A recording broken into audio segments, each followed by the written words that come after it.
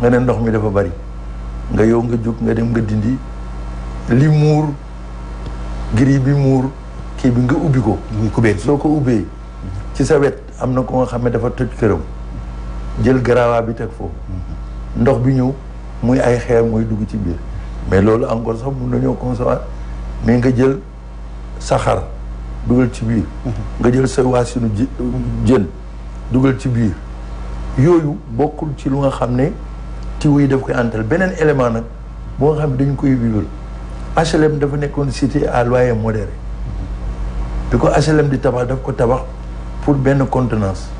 dem nañ ba léegi HLM ay immeuble la fa ne nit ñi yokku nañu potentialité bi yokku na tiw yu yokku mu am ñu nga xam ne dañuy tabax bu ñuy tabax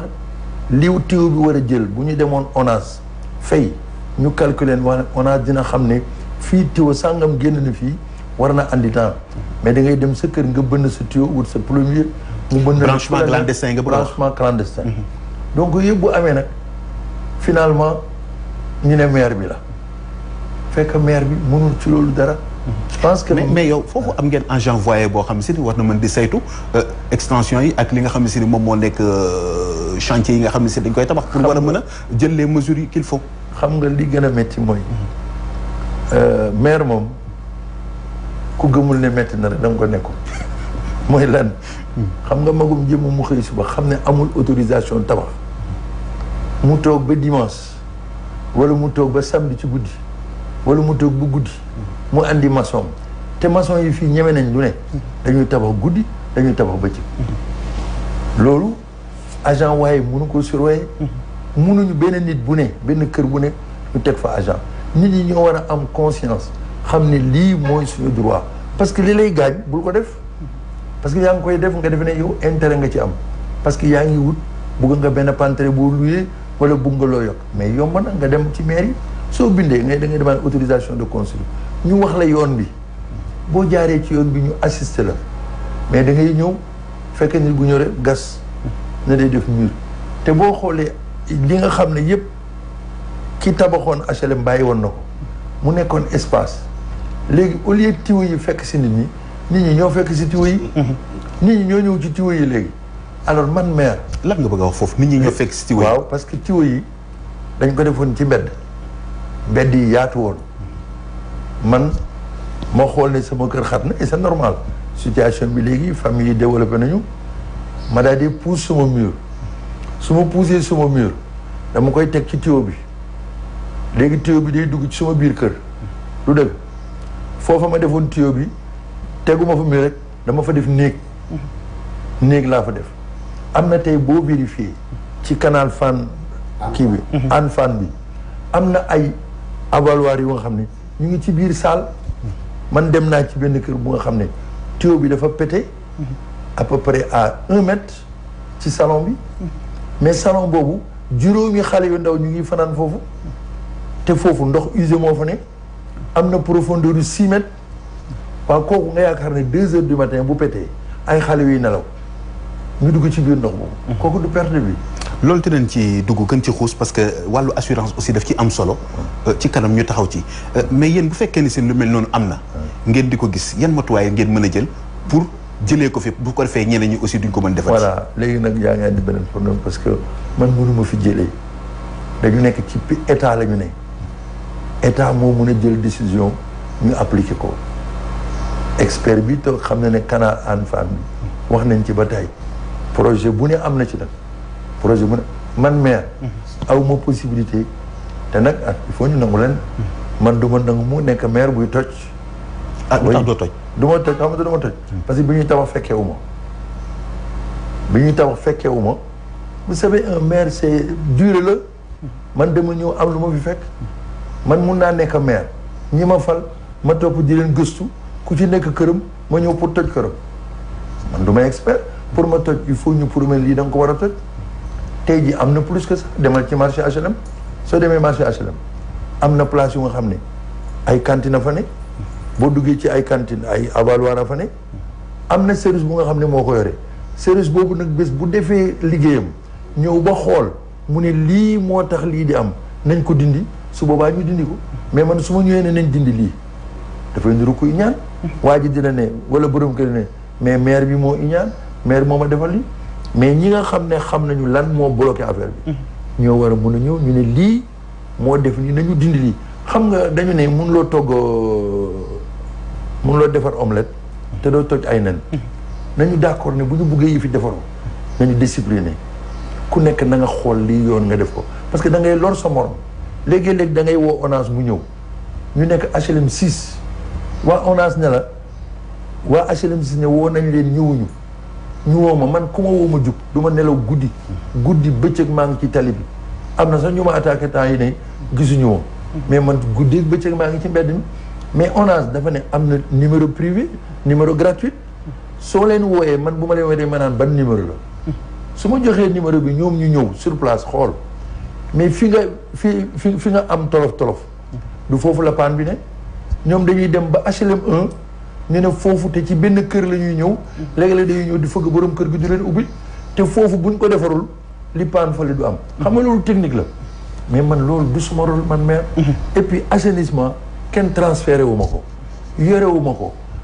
awma budget munuma lu dul jël moto pompe mu ñëw pompe démb ba léegi maa ngi cité des eaux ñaari fan yi ONAS a nga fa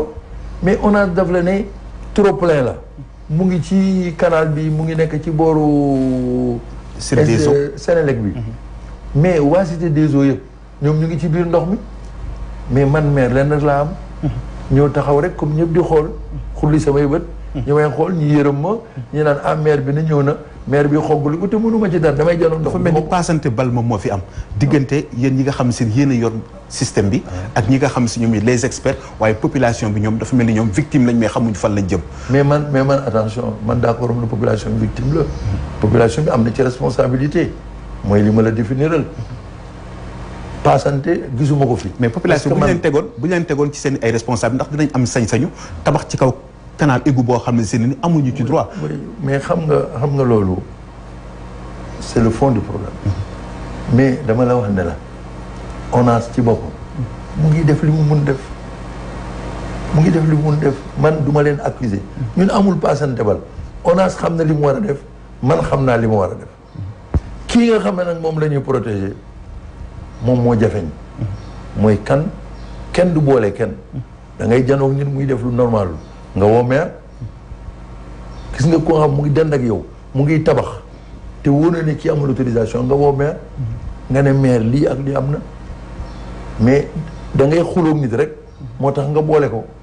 mais bu dul loolu doo ko signaler il faut ñu nangu boolente bi mooy maire amul droit tam xam te lu population mais population yi tam amul droit nëbbu maire am ONAS saa bu ñu leen wooyee ñu jukk saa bu mais ñoom liñ lay wax mooy booy tabax da nga war a am ay autorisation war nga mais est-ce que am autorisation da tax aussi ñu respecté ko parce que bu ñu xooleen aussi occupation voie publique day am de manière anarchique nit ki day ñëw indi béton indi suuf sotti ko ci kaw li nga xam ne moom moo di bouchon bi ci kubéer gi fatt ko bu paree du gas pour dindiwaat waaw boobu nag su amee ñaar rek moo am xam nga man mënuma xam ne fii tiwo fi ne man maire mais man fu ma dem romb taxaw naa wax borom xam nga li jafe mooy nu mu tuddati dañu nekk ci tàngu suuf ak xeer leneen li mooy kii tabax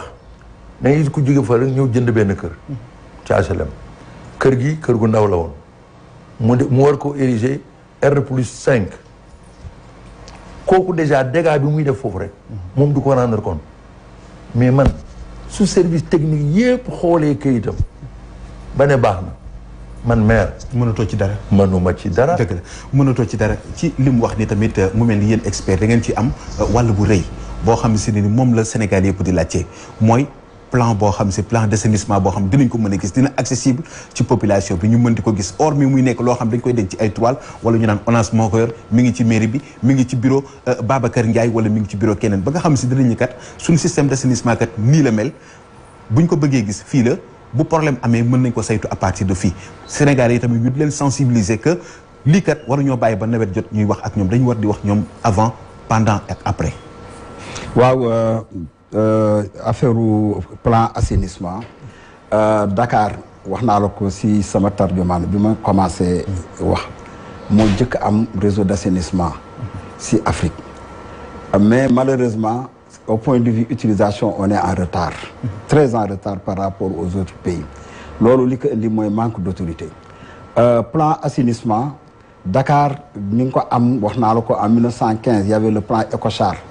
bi loolu wéyee chaque plan quinquennal yi amoon Sénégal dañ daan def plan directeur assainissement ba léegi Dakar dafa am plan directeur assainissement moo waral bi assainissement bi jógee Plateau Médina Castor Sicap ñu am indépendance assainissement bi dafa continuer ba àgg Kër Massar ba àgg Thiaroye ba àgg yooyu parce que assainissement dafa nekk li nga xam ne lu difficile la parce que boo koy def il faut nga am ay pente xool zone yi nga xam ne pente la parce que ndox mi pente moo koy yóbbu bu àggee fi nga xam ne pente nekkatu fa si ngay def station de relèvement danaa si agsi léegi si côté HLM léegi donc boo xoolee assainissement bi monsieur le maire wax na ko léegi da ngay gis bi ñuy defar plan yi da ngay gis par exemple HLM ay këru benn étage moo fa gënoon rëy ñu yóbbu tuyau bi nga xam ne dimension pour loolu la léegi nag kër yooyu yëpp dañuy jël ay R+4 R+5 loolu population bi day triplé wala mu quadruplé bu ko defee léegi tuyau bi dootul attan ndox mi d'une part mais d'autre part aussi da ngay gis ñi nga xam ni dañuy seen diggu kër dañ say def benn siphon def ko si égout bi parce que Dakar dafa am lu ñuy wax un réseau séparatif dafa am un réseau bi nga xam ne pour eau usée la mooy lu jógee si toile yi léegi yooyu ak bi nga xam ne pour ndoxum taw la mais boo leen mélangé rek bu ndoxum taw bi ëppee doole mais kii bi day sauté couvercle bi mu commencé di génn foofu donc il faut ñu àgg si mise en conformité. loolu est-ce que sénégalais xam nañ ko différents types kii yooyu. non sénégalais yi xam nañ ko wala xam nañ ko sax parce que xam nga lu tax ñu xam ko mooy boo ñëwee yow di def assainissement da ngay xam ni yow bëgguloo am fosse te fii tuyau bi fi romb tuyau la pour lu waroon dem si fosse bi déjà loolu war nga si am idée xam nga le principal problème que nous avons c'est un manque d'autorité. Le manque d'autorité moom moo am ndax gis nga moi j'ai géré le réseau d'assainissement pendant 15 ans donc période boobu dañ daan am ce qu'on appelait les CRD les comités régionaux de développement maire yëpp dañ daan teew service d'hygiène mooy si ëppoon rôle bu mu doon jouer service d'hygiène à l'époque bu ñëwee fekk grava sa buntu kër dañuy amende te yooyu yëpp dañ ko daan def si ay PV yi nga xam ne moom lañ daan dressé avec le gouverneur moo daan présider tout le temps CRD yi ba nga xam ni fu am presque grava si biir dëkk bi daa ko xam mais léegi tout ça s'est multiplié et anarchiquement mooy li monsieur le maire wax rek léegi HLM mënatoo xàmmee sa kër gi nga xam ni kër original la nga dem dans les SICAP aussi c'est presque la même chose nga dem HLM Grand Yoff c'est la même chose donc le problème de fond c'est autorité bi moom moo des parce que il faut sanctionner il faut sanctionner il y a pas une autre voie il y a pas une autre voie autant la gendarmerie et la police sanctionnent dans la circulation autant dans le comportement qui doit aboutir qui doit avoir des conséquences sur la santé publique dañ si war taxaw di sanctionner il a dit tout de suite ONAS bi ñu war def ñoo ngi koy def et mieux que d'ailleurs sax avant parce que il faut reconnaître quand même. est-ce que nekkul tam sous-effectif par rapport ak problème. non ONAS amul sous-effectif actuellement ONAS non seulement dafa am effectif mais dafa commettre ay entreprises yi nga xam ni ñoom heure bu mu leen nee jóg leen ñu jóg. Sénégalais dañ leen ci population bi dañ leen ci bëgg a boole mooy sunu ay téléspectateurs ci waxtaan bi xam naa dina leen soxal trop ñoom tamit ñu mën a participer ci li nga xam ne moom la ñuy waxtaanee ndax xëy na ñu ngi koy dund fa ñu nekk am ay jafe-jafe wala sax xëy na am na lu ñu bëgg a participer ndax ñoom tamit xëy na seen responsabilité dina ci dugg ñu may leen rek ñu mën a woote ci. ñu mën a duggoo ci 33 628 15 14 33 628 15 14 moom moo leen di boole ci li nga xam ne rek moom moo di waxtaan bi ñu amal tey ci wàllu assainissement ñu bàyyi la nga développé fi nga toll. waaw donc comme li ma ko doon waxee ONAS vraiment il faut reconnaître quand même que ñoo ngi def li ñu war def état bi boo xoolee aussi en matière de densification de réseau boo xoolee réseau bi densifié nañ ko léegi pratiquement Thiaroye si vous vous rappelez kilomètre 14 oto daawul jàll y a un bon réseau, il y a une station de relèvement très puissante. nga xool dem aussi côté Guédiawaye yooyu yëpp def nañ fa ay canaux. li nga xam ne nag moo manqué peut-être mooy les réseaux secondaires xam nga dafa mel na tali rek xam nga tali bi mi ngi jaar fii kanamu RDV mais boo duggee si biir koñ yi yu si bare amul tali donc yooyu nag embranchement yooyu la ñu war def xam ne ndox mi dafay daal di ñëw si caniveau yi mais caniveau yi aussi am nañu benn problème gis nga caniveau yi nga xam yëpp dañu ne caniveau à ciel ouvert nit ñi dañ siy def ay mbalit ba nga xam ne day kilé moi je me rappelle quand on était jeune gis nga biir ouvert comme li am Tëngéej li ñuy gis foofu nga xam si dañ ko ubbi bàyyi ko noonu non ñu di ci gis ay pono ay yu kenn xamul ay mbalit ak ay xara comme ni ko le maire waxee léegi waaye bu dee Dakar peut-être couverture yu ndaw la Tëngéej nag c'est l'exemple le plus achevé gis nga canal bi ni mu mel si ay saleté ak ay kii donc mbalit yi nga xam ni moom la ñu. est-ce qu'il était prévu que aussi noonu lay war a mel noonu lañ koy bàyyi. non xam nga loolu yëpp question discipline la. canal 4 kenn mos ko tëj. mais canal 4 bi nekk booru kii Fass. mais gis nga canal 4 boobu moi je me rappelle quand on était jeune dañ si daan fo. amuloon problème mais léegi canal bi dafa salté bare ay mbalit. mais bu ko defee ndox mi du dem. gis nga le principal problème que nous avons je le dis et je le répète c'est un problème de discipline. da ngay gis ko fab grava sotti ko si regard wala suuf non seulement dafay kile mais bu fekkee léegi regard bi dëng na rek suuf yëpp day daal di dugg si biir. donc yooyu dafa nekk problème yi nga xam ni dañ ko war régler. parce que bu ñu ko réglé wul aussi du ñu dem tout de suite mi ngi wax kër yi nga xam ne dañuy def extension monsieur le maire bu ñu defee extension ñëw dugal technique si kaw regard bi mais ñun mos nañu am ko si jommi boobu dañ doon curer la Hann Fann la nuit mais bi ki ouvrier bi xam nga Hann Fann mën nga dox si biir bi ouvrier bi dóoree affaire bi mu ubbeeku mais waa ji dafa yokku ba det fa la jóge dof c'est-à-dire lu tax loolu mais yow nan ngay tëdd sa kaw lal yow kenn toog ba yàgg nit nga dégg lu naan dëng ba yàgg rek affaire bi ubbeeku nit ki génn si biir regard bi mais il paraît que waa ji après c'était difficile pour mu dellu parce que xaaru woon loolu parce que ci biir la jaar pour egsi foofu si biir la jaar pour egsi foofu kon yaatoo na noonu pour nit war cee mën a dem oui xam nga Dakar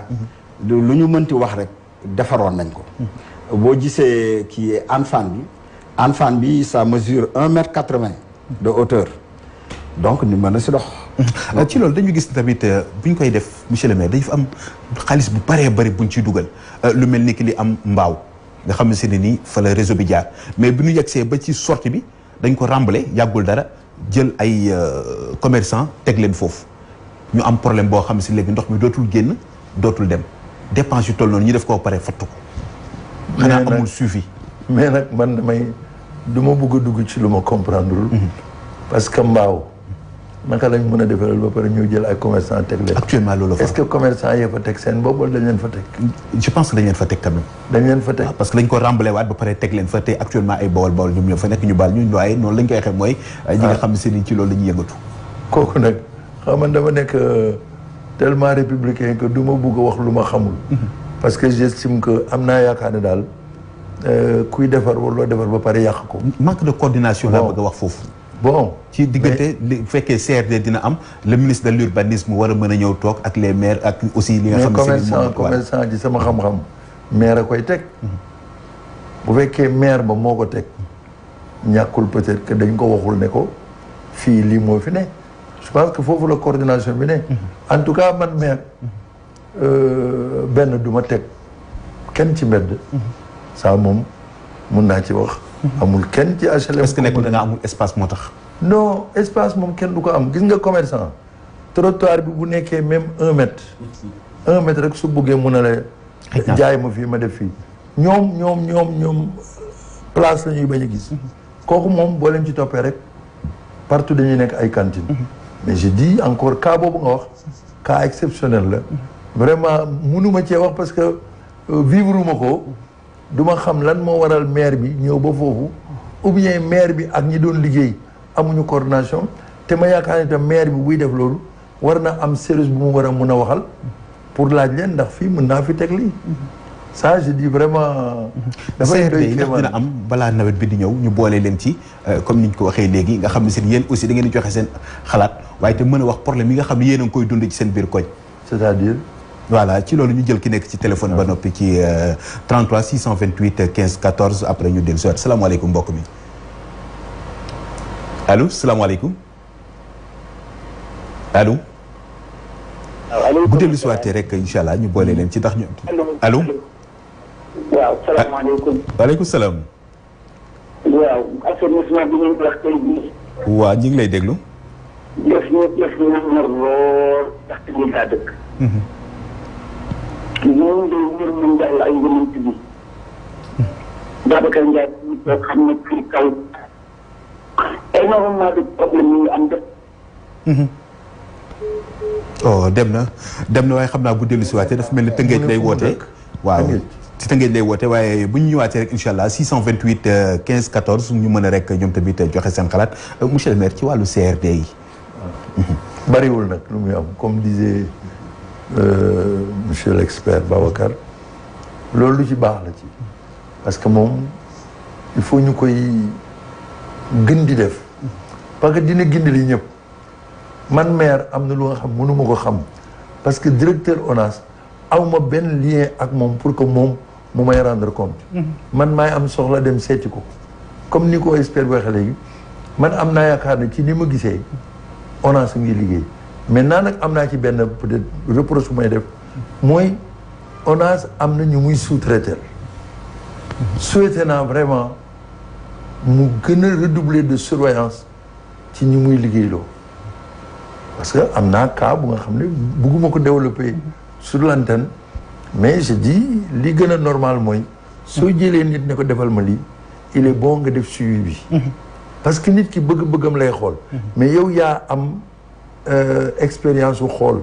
parce que kii expert bi buy xool man damay xool ne tey am naa 5000 habitants moom day xool dans 10 ans fekk fukki at fekk ñaar fukki at dëkk bi dina développer nii moom day liggéey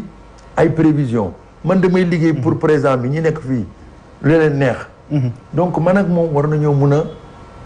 juyootloo parce que man sama bëgg-bëgg laa xool mais moom dafa xool dans le long terme donc day andi ne bu ma andee nit ne ko liggéeyal ma war naa ko mën surveiller xam nga man maire mënuma surveiller partout moom expert bu ñëwee ni fii canal moo fi ne canal bi nag am na lu muy bañ li muy bañ nag même man maire su ma ko defee moom am na autorité dindi ko surpopulation bi ndax jotul ngeen di ci waxtaan comme ça nga mën a xam carrément yow ak li ONAS di bañ ak li mu nangu ak aussi li mën a nekk parce que xëy na mais surpopulation commune bu ne am na lu mu àttan mais surpopulation dafa jafe xam nga ñun duñu ay tubaab ñun dañu juddu war di produire bon donc famille yi